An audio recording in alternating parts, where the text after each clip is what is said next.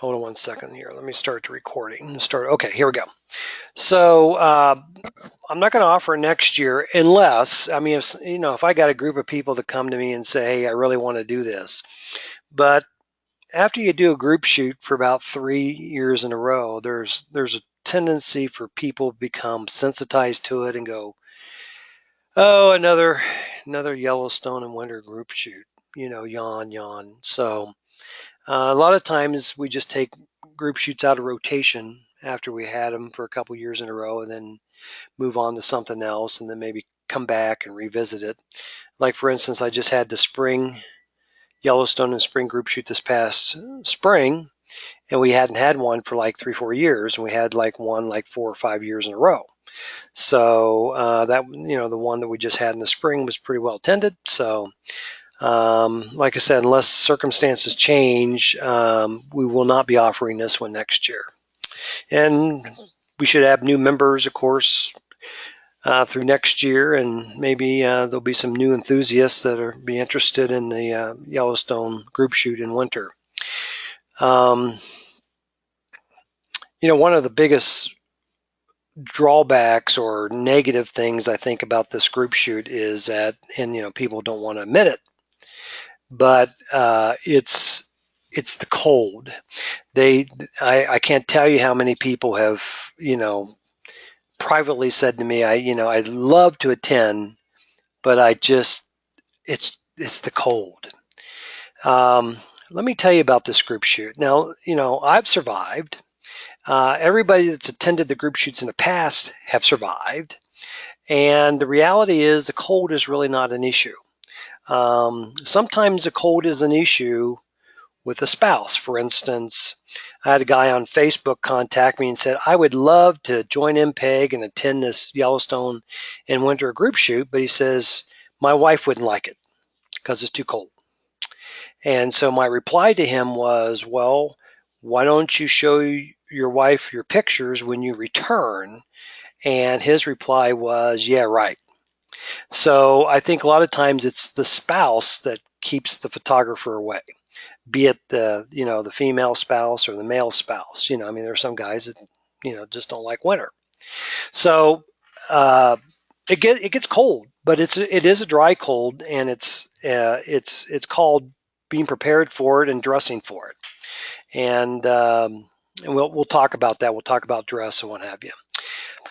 But some of the other nice things about Yellowstone in winter is, one, it is magical. All the animals are in survival mode.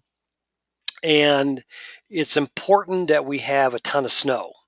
Because if we have a ton of snow, what that does, that drives the animals down to the valleys for food, right? And if we have a mild winter and we don't have a ton of snow, well, then, of course, they're going to stay up high. So it's really critical that we have a really great winter. And we did have a good winter last year. And you will see plenty of species in survival mode. There have been days where I've seen 5 or 6 red fox hunting. How many do I see in the summer or the spring? Maybe 0 to 1. So the winter time brings out the best in these animals because it's all about survival. One of the other things that you need to be aware of is that, and you probably have thought of it, is that when the animals are forced down from the valleys, or from the mountains into the valleys, they often travel the roads because the road in the northern range is plowed all year round. So it's not uncommon to be driving along and here comes, a bull elk down the road, or fox, or coyote, or even a pack of wolves early in the morning, because they use the roads as transportation. I mean, think about it. As an animal, why would you try to navigate 4 or 5 feet of snow when you can just simply walk down the road to get to where you want to be, right? So the opportunities for wildlife in winter is probably next to spring. Of course, in the winter you don't have bears, right? So besides not having bears, but you'll see a lot more moose in the winter. You'll see, except for bears, you see pretty much everything. The pronghorn will migrate outside the park. They don't like a lot of deep snow, but we're going to be traveling an area outside the park called Old Yellowstone Trail. And that's down in the Gardner Basin, and that's where a lot of animals, some bison, elk, um, pronghorn, mule deer, whitetail deer, when they migrate out of the park, they go to the lower elevations where there's less snow and more grass to feed on, and they typically will go in the Gardner Basin. So taking this old Yellowstone Trail road, which we'll talk about more here in a minute, um, gives you ample opportunities for even more wildlife that's technically not in the park. So, but that's all part of my job is to get you guys the opportunities. And bighorn sheep, that's another one that you'll see often in the Gardner Basin and outside the park. So, okay. Um, the days are short.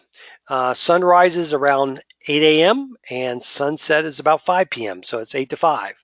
So in the spring, we got up at 4 a.m. and to be ready for sunrise at 5:30. Well, in the winter, it's not like that. It's actually a pretty normal time. Um, the light is we have some blue sky days or some overcast days, but here's the deal. With winter, remember your background is pretty much white, right? Because you have snow on the ground.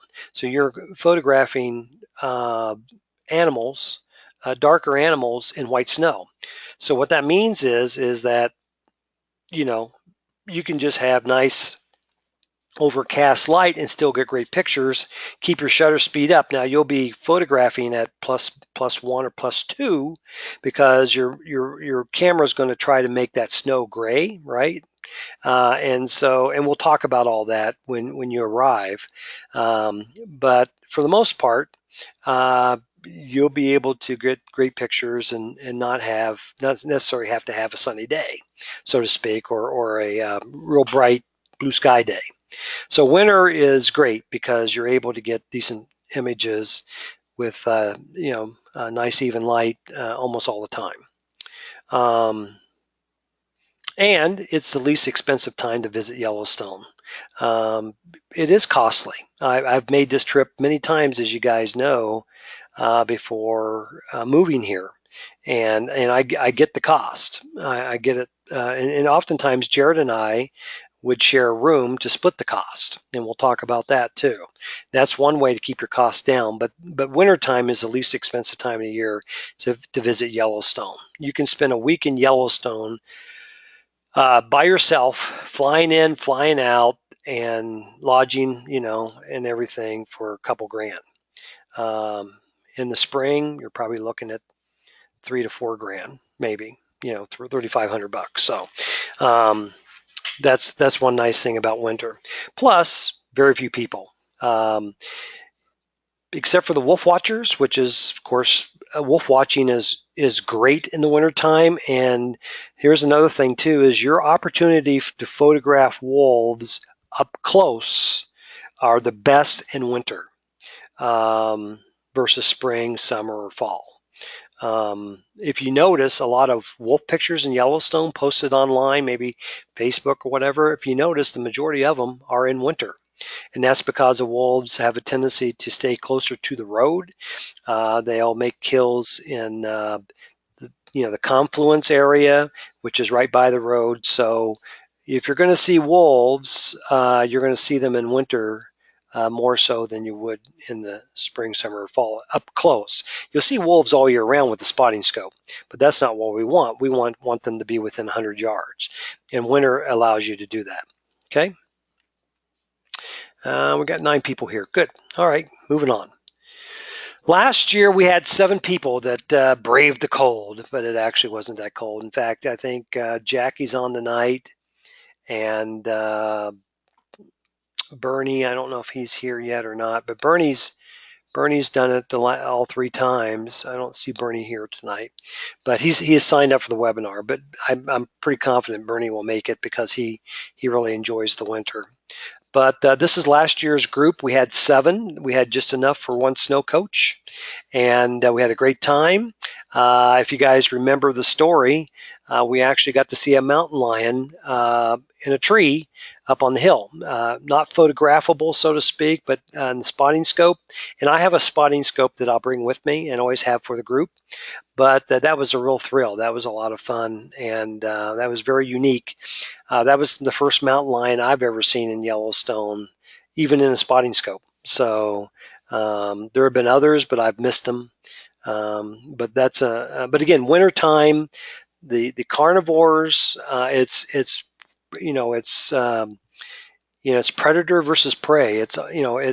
Everybody's trying to survive. It's all about food.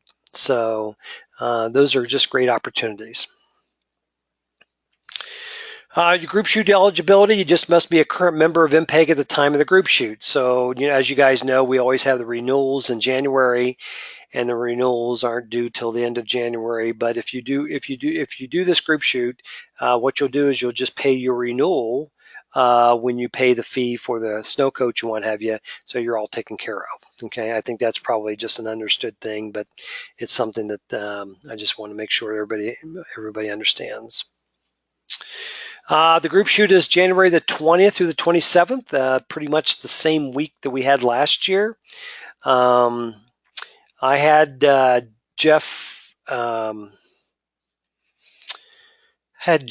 Jim Brown and Jeff up last year, and they came in the middle of February, and we actually had warm weather. We actually had rain, and so I avoid February because you can start having some warm-ups in early February. And if you remember correctly, when we did the Eagles group shoot over in Iowa, that February was not a good time because a lot of times you would have a warmer morning and you would have a lot of fog and take forever for that fog to lift off.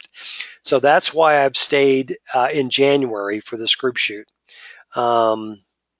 December's great. That's a great time. But the problem is, of course, December is not a good time because of the holidays, right? So we're kind of sticking to January, and I think this is a great week. This is the wolf breeding season is starts in late January, early February, up to about the middle of February. So wolf activity is pretty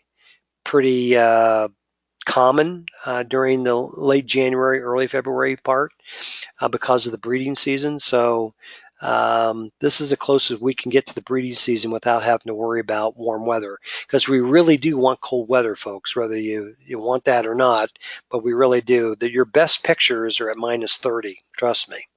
The coldest that I saw it in Yellowstone last year, not during the group shoot, but just at all, was like -25, and that was around Christmas time. I think we had last year maybe -10 or something like that, -15. It never really got super cold, but -30 to me is pretty good, because you're at -30, your bison really get frosty in their breath, and you just take some great pictures. And these animals adapt to these temperatures. You can see this elk in this image. This is along the Madison River. You can see they have that extra winter coat. They are not fazed by this stuff at all. They just, graze for food every day, and they manage to get through. This is primarily a wildlife group shoot. There'll be some landscapes, of course. You can snap wildlife in landscapes. Maybe a micro lens. Macro lens would be okay. You might want to do some close-ups of crystals on trees or something. I don't know. That doesn't thrill me, but if you're a macro person, you could bring a macro lens if you want. But this is primarily wildlife with landscapes. Okay. How do you get here?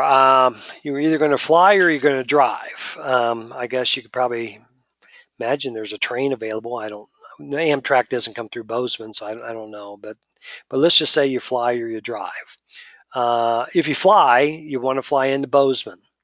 You could fly into Billings, but the problem is if the weather's bad and you fly into Billings, and then you may not be able to get over to Bozeman, because if the weather's bad, they'll close the interstate. It's not uncommon for them to close the passes here, or the interstate. So You just need to be aware of that. So if you fly, you want to fly into Bozeman. Bozeman has more and more flights from different locations. Some of them are, they have, for instance, direct flights from Dallas now in the wintertime. Bozeman is a big ski destination. It's very busy in the wintertime with the skiers. Um, so you want to book your flight. Don't wait till the last week. You need to book it fairly early. Maybe at least a month ahead of time or something like that. Just keep checking the price. And it depends on where you fly out of. If you fly out of Columbus to Bozeman, the price could be a little different than if you fly out of Chicago to Bozeman or something like that. Okay. But last year, I kind of polled everybody, and the average round trip was about $500 for the folks that attended last year. So just to give you an idea of what it might be this year. Who knows though? They may raise the prices. 2018, I have no idea. I know some things have gone up. The snow coaches have gone up a little bit, but not. I don't know about the airlines. But United, we'll talk about the airlines here in a minute, but United is probably your best bet. And United and Delta are the two biggest airlines that service Bozeman. Frontier has some winter flights, so that's another one you may want to look at as well. Okay. Or if you drive, good luck to you. The winters, especially through the plains, can be kind of brutal. And again, it's not uncommon for them to close the interstate. So if you drive, it's all a matter of just luck that you don't have any kind of winter weather to drive through. There might be a period of time where you can get here, but it depends on where you're coming from. But it's going to take you at least 2 to 3 days from Ohio, for instance. I can do it in 2 12-hour days, but generally you want to allow yourself probably an 8-hour drive each day, so it'd be about 3 days. I don't think we had anybody drive last year. I think everybody flew in, if I'm not mistaken. So anyway, those are your two options. And the airport code for Bozeman is BZN. And again, Bozeman International Airport, again, ski season, very busy airport, the busiest airport in Montana. It's about 15 minutes from the house here. If you stay that last night, if you stay in Belgrade or Bozeman, you're 10 minutes from the airport. You're really super close. Again, United is probably your best bet first. Delta, Frontier, Alaska Airlines, and Allegiant are the most common airlines here. Unfortunately, Southwest doesn't fly in here. I guess there's been some politics with Southwest competing with some of these other carriers. But then I heard from somebody that Southwest is going to be coming into Bozeman in the future. So I don't know, but right now they're not here yet. Because if Southwest flew into Bozeman, I would be flying Southwest. Because on business, when I fly out of here, I typically use United, and the typical route is Bozeman to Denver, Denver to wherever. So, but United, I've had pretty good luck with them. So, just for your information. Rental car choice. If you get here now, I can split my car with 2 other people, and I can split a room with 2 other people, 2 other guys.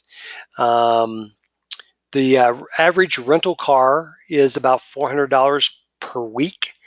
The airlines offer discounts, and also if you have AAA or AARP, you can ask for discounts on the rental cars. You want an SUV vehicle, like a Jeep Grand Cherokee, a Suburban, Toyota RAV4, Toyota Highlander. You want to make sure it's an all-wheel drive or four-wheel drive with good all-season tires. And the reason why I mention that is because there were reports last winter that some of the rental cars out of the airport here, their tires were kind of worn down, and when people drove them in the park, they slid off the road and stuff because they didn't have good tires. So the point is when you're selecting, if you're renting a car, you're selecting your car, make sure you look at the tires and be comfortable with them. If you're not comfortable with the tires, you don't think they're good enough, then you go into the counter and say you want a car that has good tires. So just want to give you a heads up on that. Consider splitting a rental car and gas. Last year we had Chris, Jackie, and Debbie. They all shared a room. They all split a rental car. They all split gas. That's where you cut your cost tremendously. Obviously it's going to be the most expensive coming by yourself, renting a car by yourself, etc. But we really want to keep the cars to maybe a max of 4 or 5 cars if we get 16 people total. Parking is not plentiful, and we want to fit as many people in the cars and keep the carpool down to 3-4 cars, 5 max if everybody, like say if 16 people attend. The driver should be an experienced winter driver. So what that means is that somebody from Florida that's never driven in snow is probably not the ideal person to drive your car in Yellowstone. If you're from Cleveland, if you're from the Midwest, Chicago, then snow, and you should be a pretty good winter driver. The roads in Yellowstone, from Gardner to Cook City, that's the road we'll be traveling in the northern range. It's plowed all year round. They do a really good job plowing it, but it is packed snow. There are some areas that are icy. But they use cinders, especially on the upgrades and the downgrades. I personally have never had any problem at all driving my vehicle in Yellowstone in winter. Kim has driven it a lot of times when we go. She's the driver, and I'm the riding shotgun with the camera. And she's not the most, first person to raise her hand to drive in winter. But she does a great job, and she's never had any problem. You just use your common sense. You don't go like a maniac. Because you could turn a corner. There could be a bison right in the middle of the road. And if you slam the brakes on a snowpack road, guess what? You're not going to come to the stop. So, but that northern range road is plowed every day. If there's a new snow, usually they have it plowed pretty early. So because there are kids in Cook City and people that live in Cook City, albeit not that many, but there's 80 people I think that live in Cook City all year round. But that's their only way out, for the kids to go to school and for them to, these folks to get out to the grocery store and whatever. So that road has to be plowed all year round for those folks to get out. So, again, if you're a winter experienced driver, just make sure the person driving your rental car is an experienced driver. The group shoot hotels will be the same as last year. The Super 8 in Gardner, there'll be 4 nights, arrive on the 20th, depart on the 24th. And then in West Yellowstone, we'll be staying 2 nights, January 24th, checking out on the 26th. And then the last night on the 26th, which is the last night of the group shoot, again, you're more than welcome to stay more. If you're coming yourself and you want to stay 3 weeks, you're more than welcome to do that. But the group shoot ends on the 26th, and so on the 26th, you'll want to stay in Belgrade or Bozeman, which are the 2 cities are next to each other, and the airport is technically in Belgrade, so you'd want to stay in Belgrade or Bozeman that last night. And plenty of places to stay, tons of places, all different prices, in terms of, some are a little bit more than others, but you won't have any trouble finding a place. There's a Super 8 in Belgrade. There's a Holiday Inn Express. There's a Quality Inn. There's all kinds of stuff. So that's not an issue. Okay. And I just let people, decide where they want to stay. The group shoot hotels is where we'll be meeting and leaving from every day. So in other words, if you stay in Gardner at the Absaroka Lodge Inn, for instance, or whatever, well, then that's fine. I don't care where you stay because Gardner's so small. But the point is that we'll be leaving every day from the Super 8 as a caravan, if you will. So, and then the same thing with West Yellowstone. Actually, the snow coach picks us up at the lobby at the West Yellowstone Holiday Inn, not because we're staying there, but that's just what they do. They recommend that people stay at the Holiday Inn there.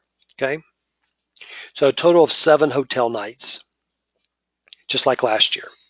Again, the Super 8 Gardner, I've already made my reservations for both places. The Super 8 and Gardner is about $75 a night, 10% discount with AAA. So total stay is $350. Now, to put that in perspective, the cost per night this summer at the Gardner Super 8, it was $200 a night. $200 a night. Here you're staying 4 nights for less than 2 nights. That's currently. So the rates plummet in the wintertime, obviously. You'll want to ask for a first floor room, which usually is not a problem because there's no elevator. So the point is, if you've got roller bags and that kind of thing, you just need to be aware that there's no elevator, so you'll be lugging it upstairs. So now the Holiday Inn has an elevator, no problem. There are other Gardner lodging choices. You're more than welcome just to Google Gardner, Montana, hotels or whatever. I don't have any. The only experience I have is staying at the Best Western. That's a pretty decent place, so that's a possibility. Wherever you can get the best rate, I would do it. But again, these are the 2 group shoot hotels. So Holiday Inn in West Yellowstone is a very nice facility. Again, it has an elevator. Right now, the nights when I made my reservations, about 110 a night. Again, during the summer, their rates are about $350 a night. So they really jack things up when everybody comes to town. But in the wintertime, obviously the rates are much lower. So 2 nights there, you're looking at a stay at about $250. There is a resort tax, a 3% resort tax. There's no sales tax in Montana per se, but the gateway cities like West Yellowstone, Gardner, Cook City, etc. They have a 3% sales tax, which is what they call. Well, they don't call it a sales tax. It's a resort tax, but that's all part of your hotel fee. So just so that you're aware, 3% is not a lot. It's not the same as 7% sales tax in Cleveland, but still, it's just to make you aware that there is a resort tax. And there are other West Yellowstone lodging choices as well. Several places down there. So, again, if you don't like the Holiday Inn, which you don't have to stay there, again, that's where we're leaving from.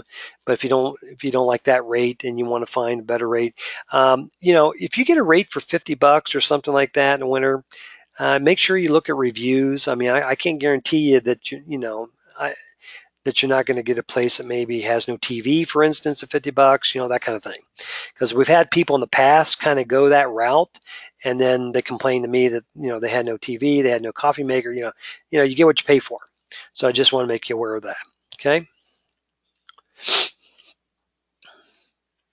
Belgrade, the 7th night, tons of places for Bozeman and Belgrade. Again, Bozeman has a better selection in terms of numbers of hotels. They just built a new Residence Inn Marriott in Belgrade and Bozeman. They're building another, I think, another Holiday Inn of some sort. Tons of places there. If you have hotel points, use them. That kind of thing. Again, both of them are well within 15 minutes of the Bozeman Airport, even with traffic, so to speak. And there's no traffic in Montana, period. But there's really no traffic, in wintertime, for the most part. So, okay. Dress. Again, it gets cold. It can get cold. I'm hoping for something a little bit colder than -10 or -15. Heck, we have that in Cleveland. That's not that cold. But we're shooting for -30. I'd like to see -30 to -20. But we'll see with climate change, what have you. The winters here have not been as cold as they have been in the past. But hopefully it'll be pretty cold. Again, low humidity. We're talking like 5%, 10%, not like the Midwest, even in winter. And wind. There's very little wind in winter here. I've noticed. I've been in Yellowstone in winter many days, and I can count on a half a hand how many days there's been any kind of wind. There just really typically is no wind, which is good because wind chill is a whole nother story.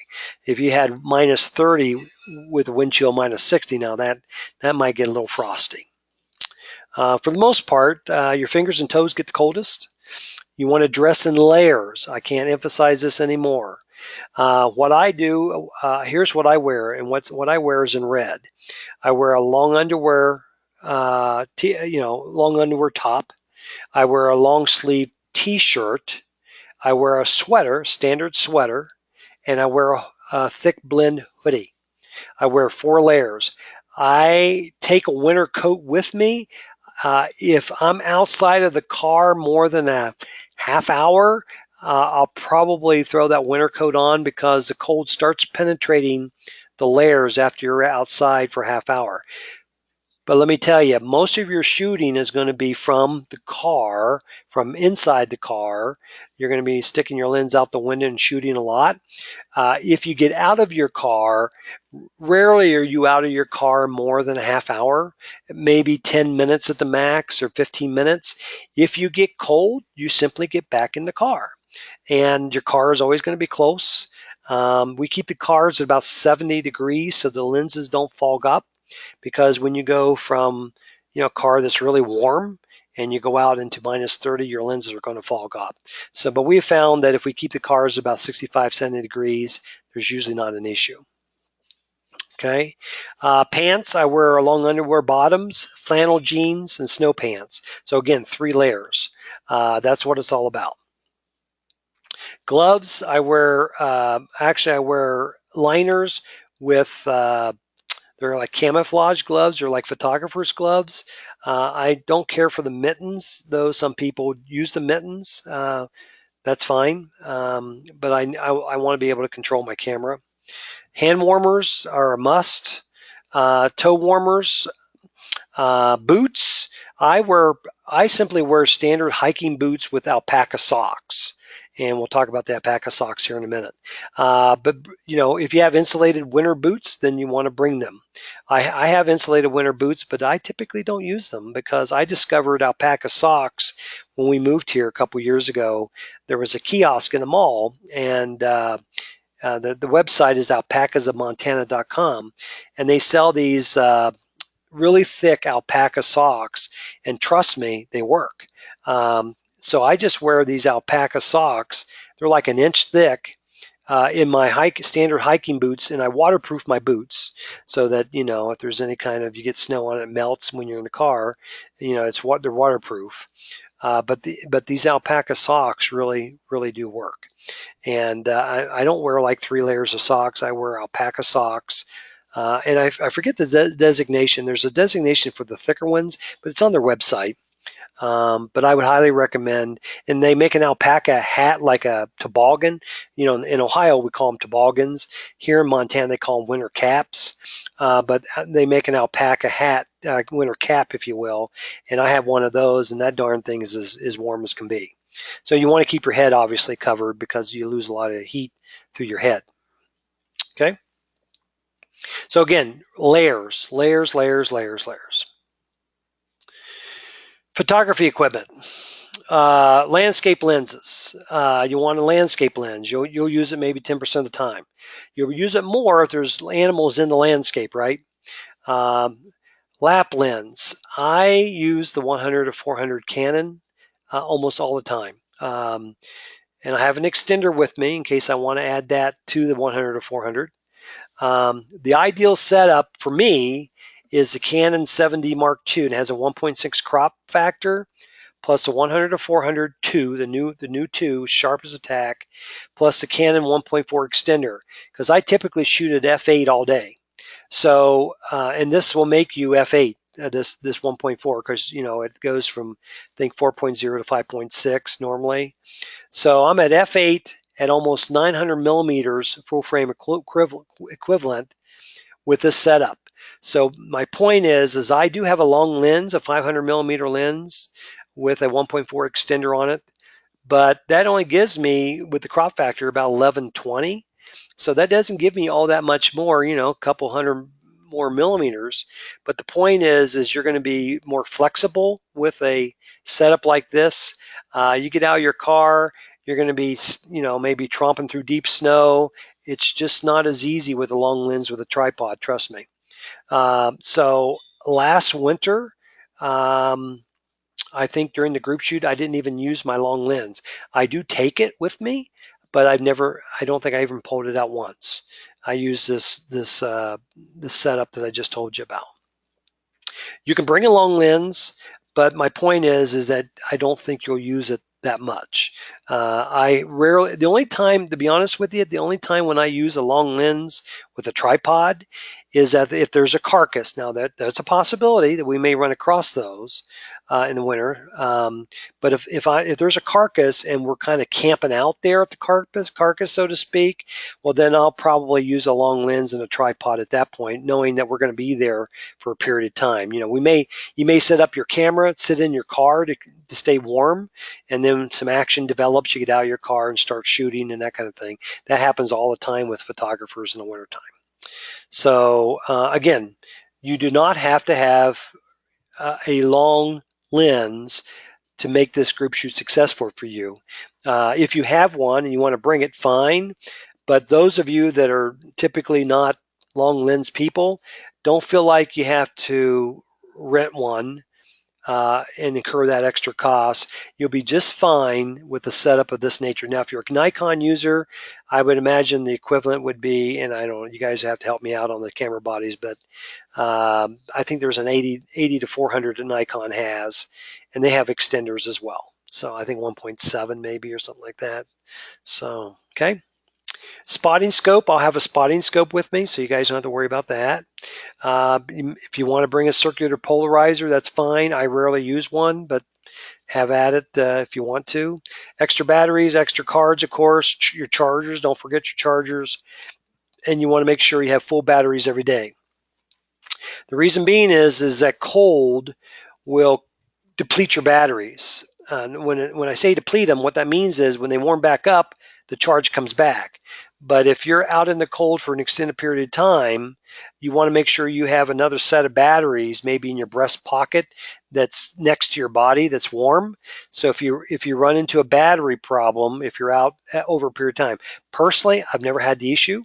But if you're out for a long period of time and it's really cold, you could have a low battery problem, and you want to replace it with another set of batteries. So it's always something to keep in mind, especially shooting in the winter time. Okay. But again, once the batteries warm back up, the charge comes right back. But it does happen, and I've seen it happen with guys and gals. You hear this, a line of expletives, when their battery all of a sudden goes to zero. So, okay, as far as vehicles go, if we have 16 people maximum, because I reserved 2 snow coaches this year, that means we could probably do with five vehicles with people sharing. I really don't want to get to 5, but because if some people rent a Suburban, you can fit more than. In my car, I have 2 RAV4s. My experience is that I can put 3 people in there, including myself as the driver, and there's just enough room for everybody's equipment. You put a 4th person in there, and it gets a little cramped. So for a RAV4 size, you can go with 3 people. If you get a Suburban or Toyota Highlander, you could probably get away with 4 or 5 people in a car. Okay. Kirby has a large truck, so I don't know how many. Of course, obviously I don't think he'll probably be driving, but if he does, he has a large truck, so that can seat several people. I'll have a Wolf Watchers radio, and I have a park radio scanner now. So I can actually monitor the dispatch in the park between the rangers. And, like for instance, we had the radio on today, and, they it's funny because a lot of the activity is are running people's license plates. If they stop somebody for speeding or parking or issuing a citation, they're always running the license plates and stuff. But sometimes this morning we heard a ranger say that a grizzly, I guess was early morning, was in a campsite over Pebble Creek, and they chased him off, and he was headed east. And so the ranger said that he was calling bear management just in case the grizzly returns. Again, this is the time of year when grizzlies are in hyperphagia, which means that they eat a lot constantly. And so, hey, wherever they smell food, campsites or whatever, they're going to be in it. So that's why you got to put your food away. So, but we did hear on the radio this morning that a grizzly had invaded, I guess, one of the camps there at Pebble Creek. So. Communication, I will have a radio, a walkie-talkie, if you will. I supply the walkie-talkies, and I'll give you extra batteries, and each person will have a walkie-talkie with them. Because a lot of times if we get out of our vehicles, sometimes we disperse. You may want to walk down to this area to get a better shot or whatever. That way if you're 50, 60 yards away, it's not a good idea for me to be screaming at you and say, hey, Bob, let's go. You're better off with a walkie-talkie because, screaming may disturb the wildlife. So everybody will have a radio, and I supply those radios, so you don't have to worry about it. The group shoot schedule, you will arrive on Saturday the 20th. And you want to be at the group shoot hotel by 6 o'clock or so. We'll have a group meeting in my room at 7:30 on the 20th. From Bozeman to the hotel in Gardner is about 90 minutes. So again, please allow for, try to arrive in time. If you have to arrive even the day before, you're better off than driving that road at night, especially if we've had some winter weather. I prefer you not to drive that road at night if you don't have to. Again, the pass could be closed. The Bozeman Pass is about 5,700 feet in elevation, and a lot of times the pass gets a ton of snow, but the valley doesn't get anything. So you just have to kind of plan your time the best you can. So the northern range of Yellowstone will be spending 3.5 days. On the 24th, we'll be leaving there around 10:30, and we're going to be doing lunch at Sidewinders this year. We have been doing Buffalo Bump in the past, but the new Sidewinders restaurant in West Bozeman has opened up, and it's absolutely gorgeous. The menu is terrific. The food is very good. It's a beautiful bar and grill setting with a stone fireplace in the middle, so in the wintertime it should be awesome. So we'll do lunch there at Sidewinders on the 24th, and then we'll head to West Yellowstone around 2 o'clock or so. And on our way, we can, again, depends upon the weather, but we can drive through Ted Turner's ranch. There's a public road that goes through his ranch, and that's real scenic back there. And then we could stop at Big Sky and take you out to the resort. It's really pretty in the wintertime. So there's a couple of side trips we can make on our way down, and because we want to get to West Yellowstone, around sunset. The interior of Yellowstone by snow coach will be on the 25th. There'll be one snow coach day. We'll go from West Yellowstone through Madison to Old Faithful and back. It's an all-day trip. It starts at 7:30 in the morning, and then when they pick us up, and then they'll drop us off at around 5 o'clock at the hotel. They all have to be back. All the snow coaches have to be back by 5 o'clock. Now on the 26th, when we check out, I toyed with this idea last year, and we didn't make it for whatever reason. But if the weather is permitting, and if everybody's cool with it, we could go down to Jackson Hole on the 26th. We would probably have to leave about 5 in the morning, because Jackson Hole is about 2.5 hours. And again, given the winter conditions, it's going to take you some time, maybe up to 3 hours to get there. So that would put us there at about 8 o'clock in the morning, which is about sunrise. So most of the trip would be pretty much sort of in the dark, but it'll be getting light as we get there.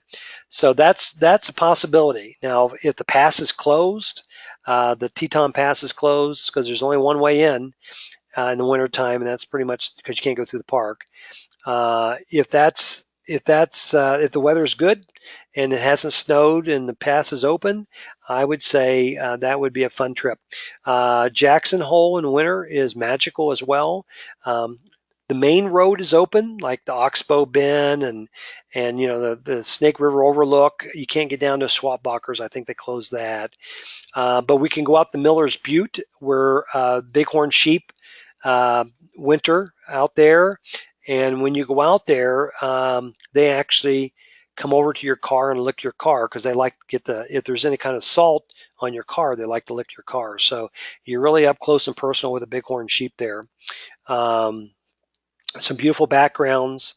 And of course, Jackson Hole would be a nice place to have lunch. And then we can head back to Bozeman and have dinner at our place at around 5 o'clock. Because from Jackson Hole to our place is about 4 hours normally. So, again, if we ate lunch at 11:30 and we left there about 12:30, we would get back pretty much at sunset around 5 o'clock. Again, depends upon the weather. So it all depends upon the weather. And then we can have dinner at our place and have a little social hour and what have you. And then you can depart on Saturday the 27th if you're not going to stay longer than the week. The Northern Range schedule, we're going to leave the Super 8 each morning about 6:45. It's going to take us a good 45 minutes to get to Lamar, but there's stuff along the way that we could easily come across. A lot of elk like to winter just before you get to Floating Island Lake. So the point is we want enough light to be able to shoot things along the way, but ultimately our goal is to get towards Lamar in the mornings. So we had the schedule last year and it worked out pretty well. We'll travel from Gardner to Cook City and back. So it's approximately 60 miles one way. So you basically just cruise that strip because that's the only strip you can cruise in your car. You want to take snacks and water. You're going to have lunch from your car each day.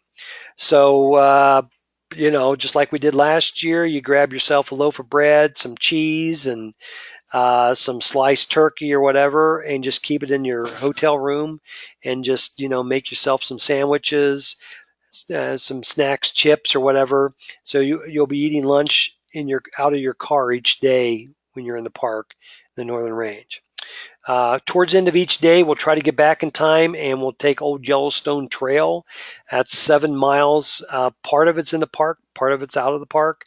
But again, in the wintertime, there is a ton of wildlife through that 7-mile stretch. And in fact, there are some days where you see more wildlife, more species of wildlife in that 7 miles than you actually do in parts of the park.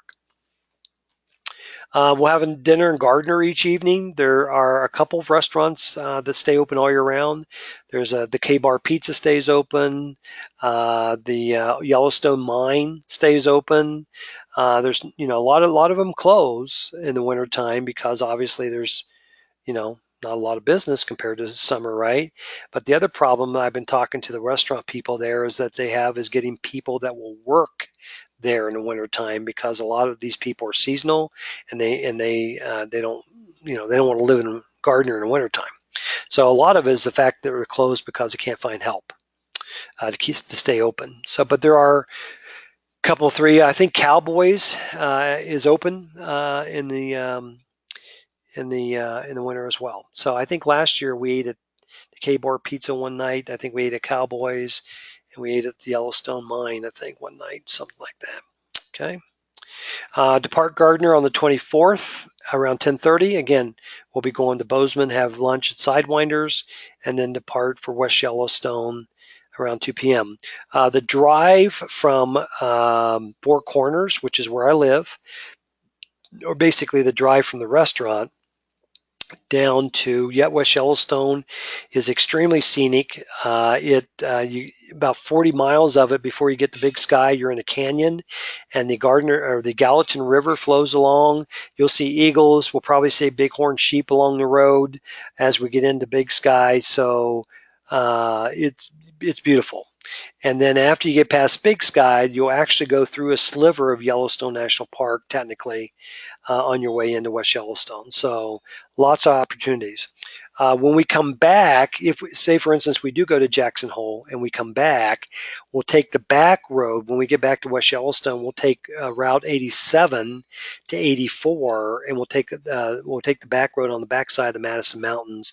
And there's a huge bighorn sheep herd that hangs out around Hebgen Lake or around, I'm sorry, Quake Lake, and we can make a quick stop there and snap some pictures. They're typically very reliable. They're usually in the road or right by the road. I don't know if it was last year or the year before, I took folks out there and we had 100 bighorn sheep. Somebody counted them. It was like 97, 98. I think it was close to 100 bighorn sheep right by the road, in the road, and what have you. We had a good time.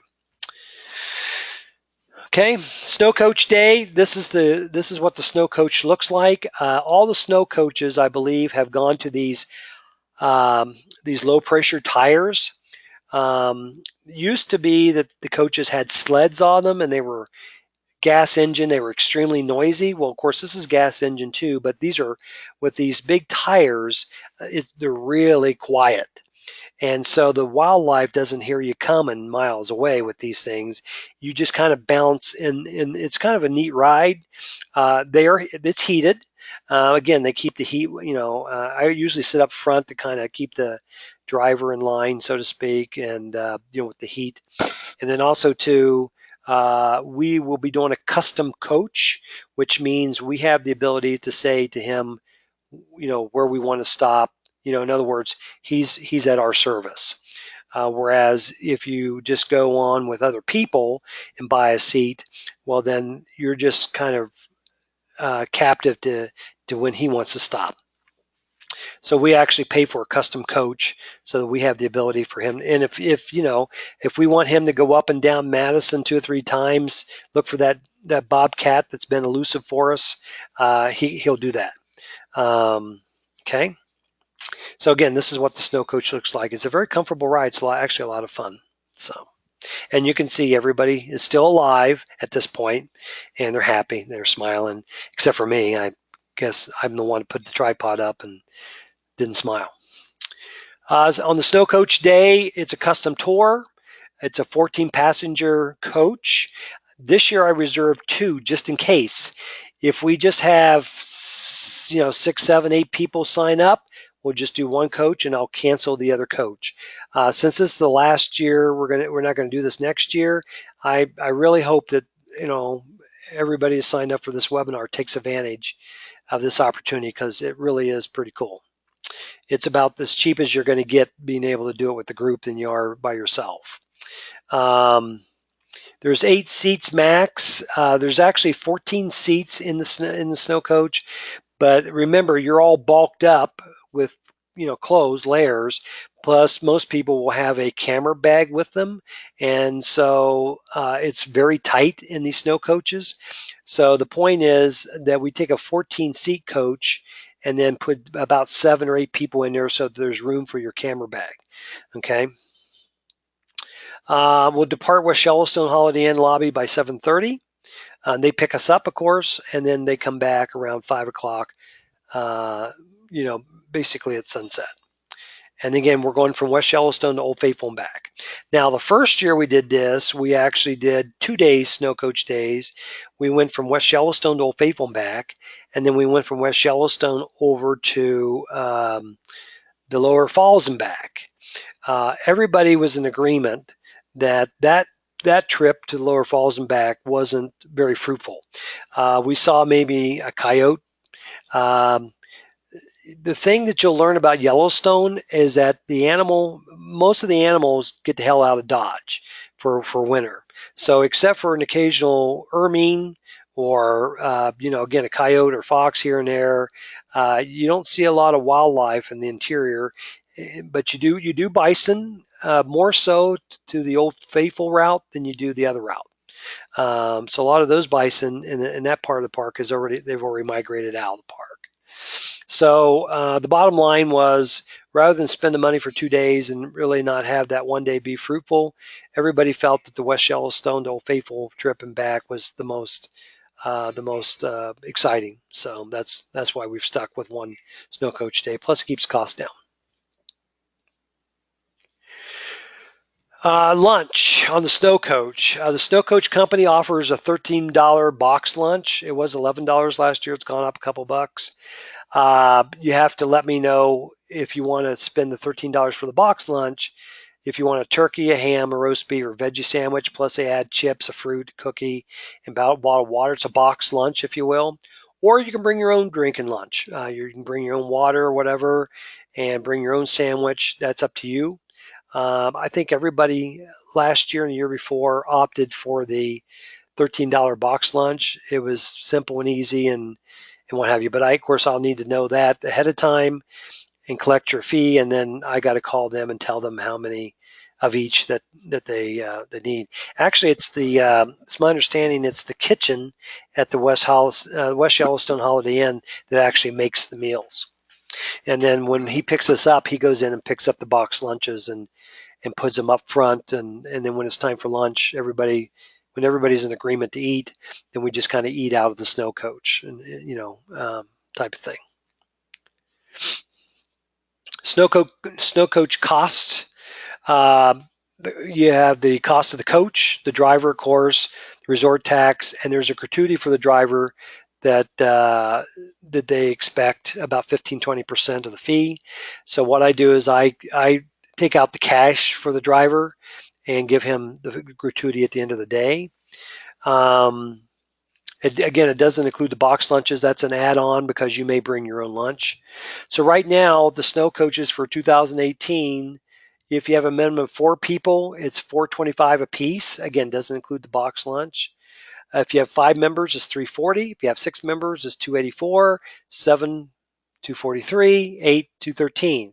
So you can see that the more people that participate, the lower the cost for everybody, right? That's the way it works. So we don't know what the cost is until we know how many people commit. I will ask tonight, the folks that are there, if you're 100% confident that you're going to make the trip, I will ask you to commit tonight and just tell me yes, but you don't have to commit till December 1st at the very latest, okay? And we'll go through that here in a minute. So total group shoot costs. If you're one person, you're flying in and you just want to be by yourself and you get your own rental car, you get your own room, blah, blah, blah, blah, blah. If you add up everything, and I probably have overestimated some of these things, but the example here is that if you did it by yourself, it would cost you about $2,100 total. Airfare, car, gas, lunch, the coach, everything. Again, this is assuming that's 7 people on the coach. So if it's fewer than that, then obviously that cost is going to be higher. Now, down at the bottom, I have versus $4,000 to $5,000 per person. What that means is that there's no photography tour fees here. Remember that, folks. We're doing exactly the same thing that most of these winter tours that the park offers and what have you, and some of the professional guys and gals, and they charge about $2,000 to $3,000 per person plus your expenses. So the beauty of NPEG is you spend $59 a year, you save yourself about $3,000, and just it's just a fact. So this winter in Yellowstone is a good example of being able to do Yellowstone in winter for a week at the lowest cost possible. And that's the opportunity that we're giving you guys. So again, commitment to attend by December 1st or sooner. If you can commit to tonight, that'd be great. Just simply, when we have question and answers here at the end, you say, Mark, I'm going to make it, and I'll put you down as a go. The point is, it's the first come, first serve. So once we fill up, we fill up. And if we fill up one coach, and we just say 7 people sign up, including me, which of course I'm going to be there. But let's just say 8 people sign up. Well, we'll get that 8th person on that coach, that one coach. I mean, there's no way we're going to do the second coach just for one person. So we'll only do the second coach if we have a significant overlap over 8 people.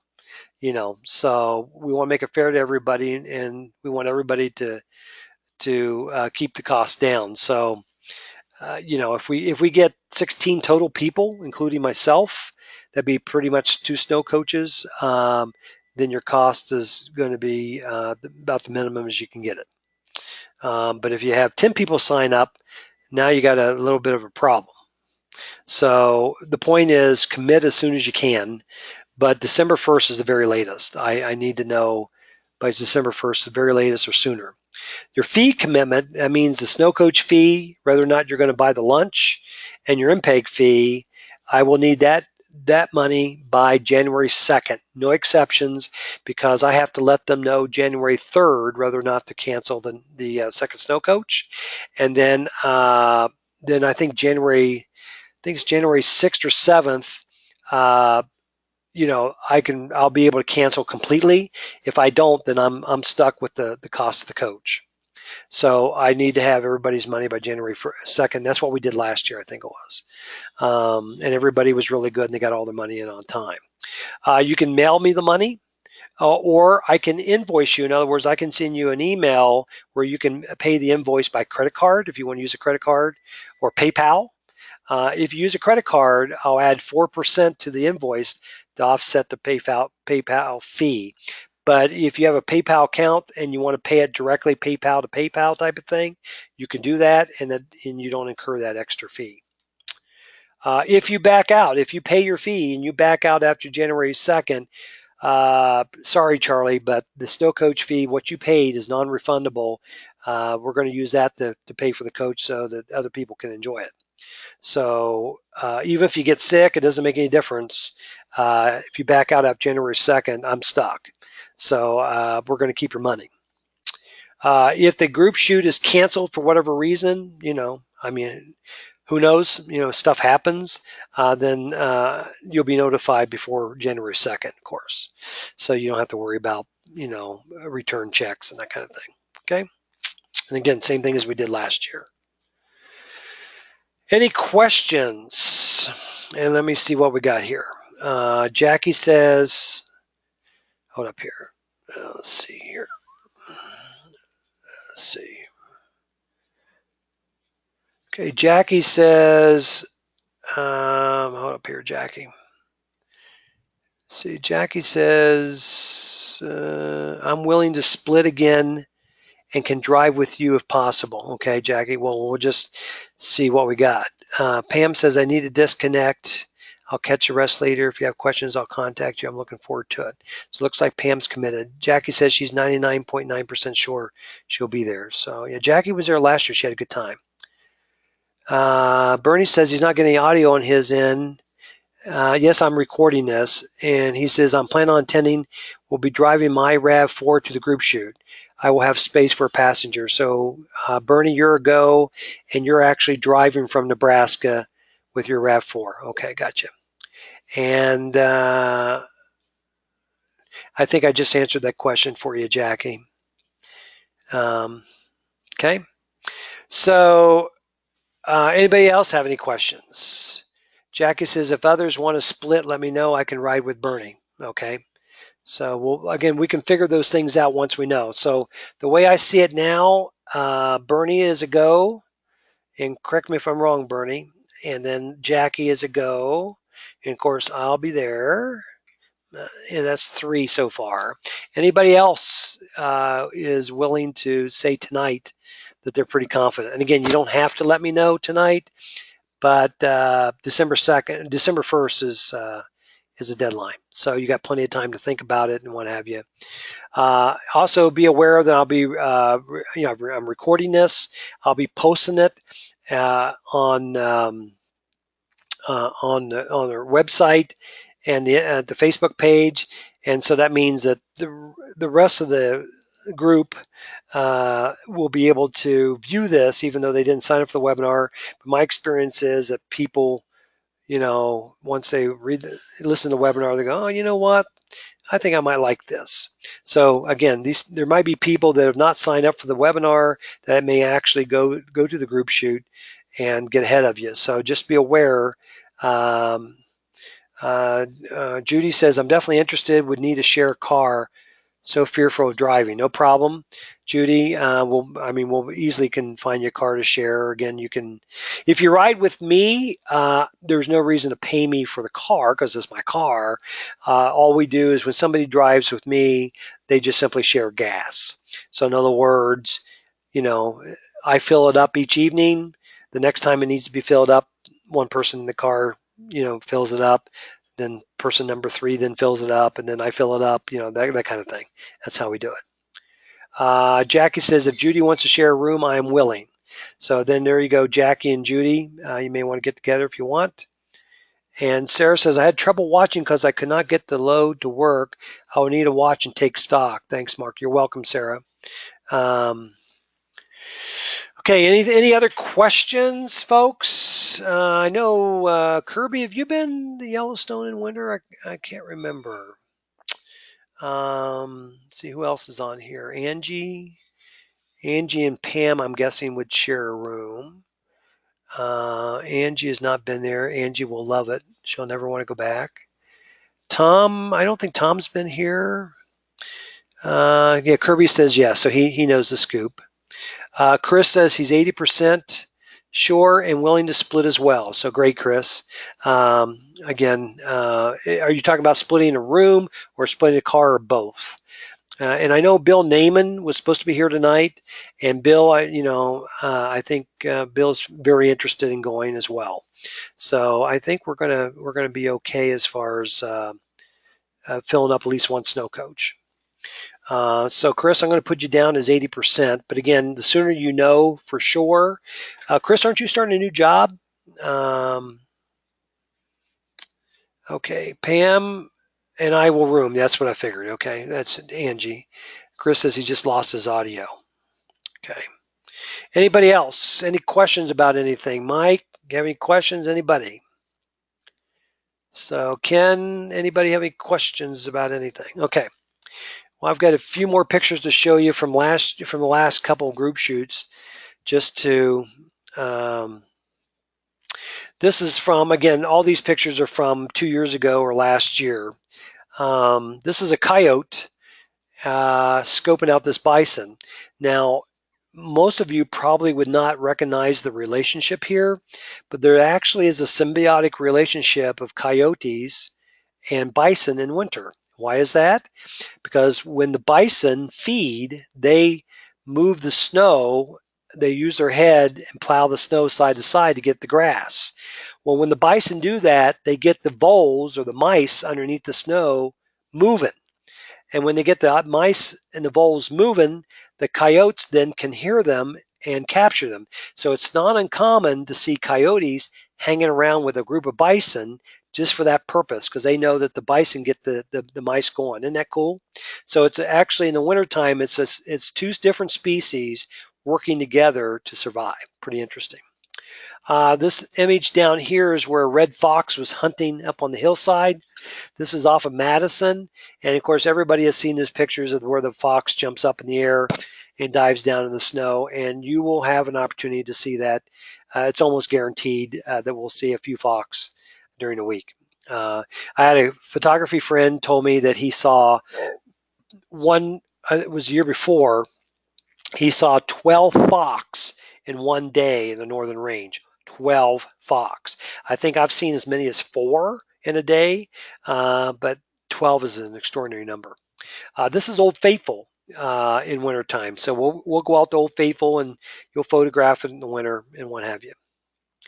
Again, this is along the Madison River. You can see this coyote, approaching. I think there was a duck in the river close by, and he's down on the rock. Again, these are all done with not a long lens. This is all done with my laptop lens. This is a bull elk that's in the.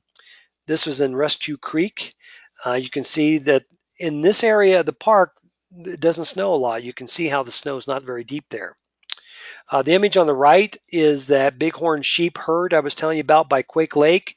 These are right by the road. We're literally standing by our cars in the road, and these guys are across the street. So there are there are ewes, there are lambs, and there are rams. So I mean, everybody's at the party there. It's all about survival, folks. If you notice, it's all about hunting for food. It's what it all is. You'll see mule deer, of course, in the park. This is where he's sitting outside the park entrance where he's migrated. Mule deer have a tendency to migrate out of the park. Of course, you'll see bison galore. A lot of bison migrate out of the park. A lot of them stay in the park and tough it out.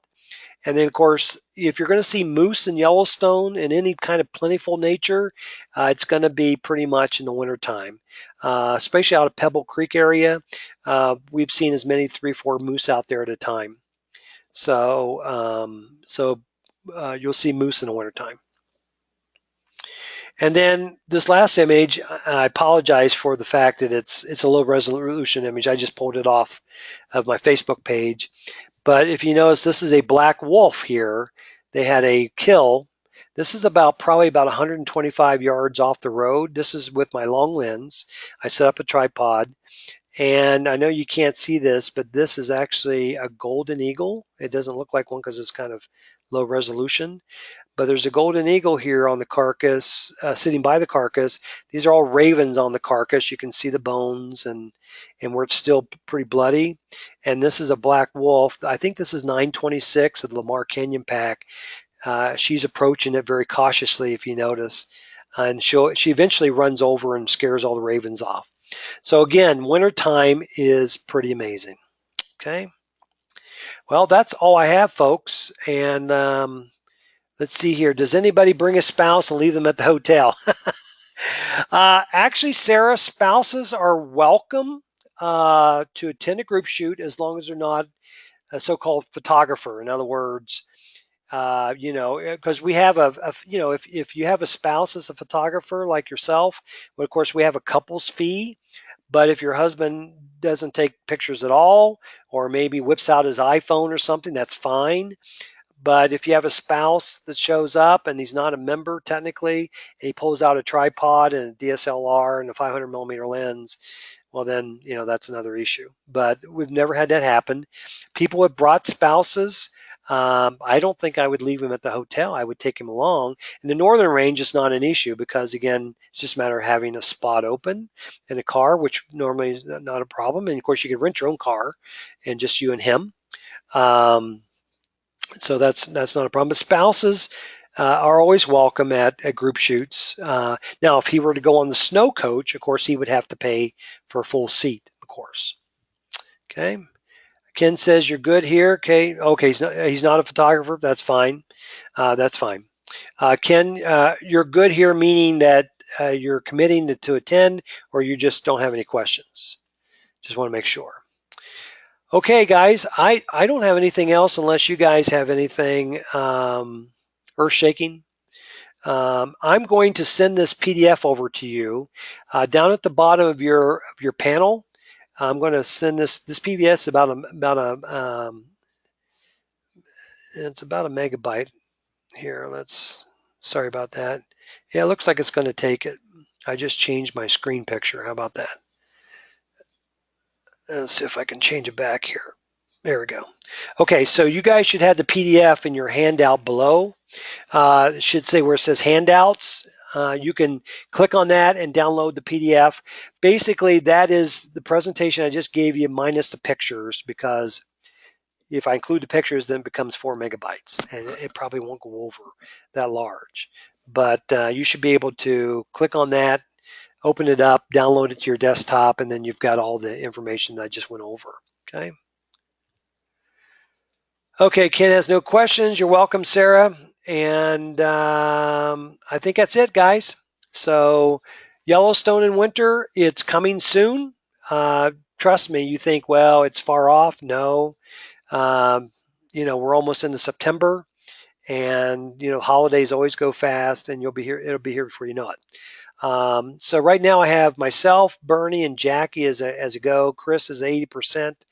Everybody else needs to let me know. If you could give me a yes or a no by December 1st or sooner, that would be great, because everybody that signed up for the webinar is going to be given first come, first serve priority. But if you say no, I'm not going to attend, well, then of course, the next person that comes in, I'll give them an opportunity to attend. Okay. All right, guys. Well, that's it from Bozeman, Montana here. Again, the next thing for us here in the park is the elk rut, which starts in about 3 weeks. And that's the picture you see on my desktop. And then, of course, then we get into winter. All the park roads closed November the 2nd. That's the schedule. And because usually the snow starts flying actually the end of October at the higher elevations. And hopefully we have a really great winter this year, and tons of snow. And considering what's going on down in Texas with Harvey, people having 3 feet of rain, I'll take 3 feet of snow any day. You bet. So, and again, the best of those people down in Texas, that's a lot to endure. It's really bad. All right, you're welcome, Ken. Anybody else have any last minute questions? Of course, I'm easy to get a hold of by text, email, instant messenger, messenger on Facebook, etc. And again, I'll post post the video probably tonight, and so that others can look at it as well. But again, if you guys, the folks that are attending that signed up for the webinar, if you could let me know as soon as possible, and then I'll relinquish your spot to somebody else interested in going. And my experience is there's always people that show up and want to attend that never showed any interest in the beginning. So it is a special time in Yellowstone, and you'll love it. Trust me. And Jackie was there last year. Bernie's been there. Kirby's been there. So you guys know it's really special. All right. And Jackie, I will tell Kim hi. And oh yeah, happy Bozeman anniversary. Yeah, I think I told you guys, today's 2 years ago to the day that we moved into a new home here in Bozeman. Time flies, folks. And January will be here before you know it. So, all right. Well, listen, have a good evening, folks. And I think that's it. If you have any questions, again, I'm easy to get a hold of. Thanks for attending, and take care.